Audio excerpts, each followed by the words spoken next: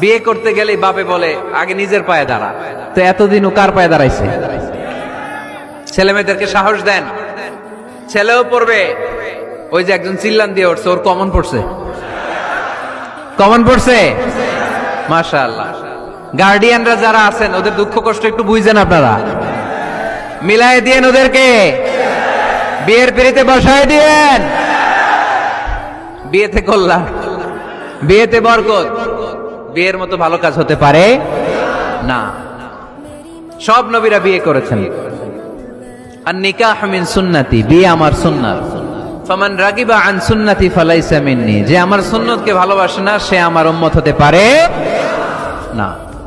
বিয়েটাকে সহজ করে দেন। যেই সমাজে বিয়ে সহজ ওই সমাজে জিনা কঠিন, তাই না? যেই সমাজে জিনা সহজ ওই সমাজে বিয়ে কঠিন। আমাদের সমাজে জিনা করা সহজ, বিয়ে করতে লাগে 10 লাখ, জিনা করতে লাগে 1000, ঠিক কিনা? 10 লাখ টাকা ছাড়া বিয়ে করা যায় না। এটা লাগবে, ওইটা লাগবে, এই দাও, ওই দাও, মোহর দাও, বিশাল অঙ্কের মোহর। 10 লক্ষ টাকা ধার্য না করলে মেয়ে দিবে না, এরকম আছে না নাই? না, এগুলো আসলে ইসলামিক কালচার না। ছেলের বাবা মেয়ের বাবা উভয়কে আমি বলি বিয়েটা সহজ করে দেন, সহজ করে দেন। ছেলে পড়াশোনা করুক, সমস্যা নাই, মেয়েও পড়ুক, কিন্তু তারা পবিত্রভাবে তাদের সম্পর্ককে মেনটেন করুক, ঠিক কিনা?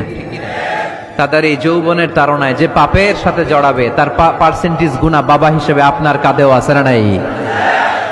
এজন্য বাবারা সাবধান, মায়েরা সাবধান, বিয়েটাকে সহজ করেন।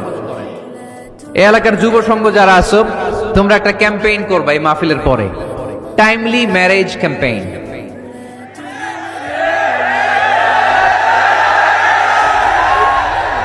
টাইমলি ম্যারেজ ক্যাম্পেইন, সময় মতো বিয়ে দিতে হবে, দেরি করা যাবে। বাপ মা বুঝে না, একজনকে হুজুর আব্বাই বুঝে না। গার্ডিয়ান যারা আছেন একটু সদয় হন। ওরা যে পাপের সাথে, পাপের রাস্তা যে ওরা চিনে যাচ্ছে, পাপের পথে যে জড়িয়ে যাচ্ছে, আল্লাহর সুপ্রিম কোর্টের কাঠগড়ায় আসামি করে আল্লাহ সেদিন আপনারে দাঁড় করাবে। আল্লাযীনা হুম লিফুরুজিহিম হাফিজুন, they guard their privates। মুকদ্দমাতুল হারামে হারাম, এট এ গ্ল্যান্স। একটা নারীর দিকে চোখ পড়ে যাওয়া এটা হারাম না, কিন্তু এই চোখ পড়ার কারণে এটা জেনার দিকে নিয়ে যাবে, এজন্য এটাকেও হারাম করেছে কে? মুকদ্দমাতুল হারামে হারাম। এই নজরটা বড় খারাপ। আন-নাযার সাহামুন মাসমুমুন মিন সিহামি ইবলিস।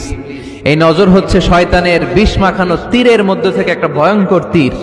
এই তীর দিয়ে শয়তান যুবক আর যুবতীদেরকে কাবু করে ফেলে।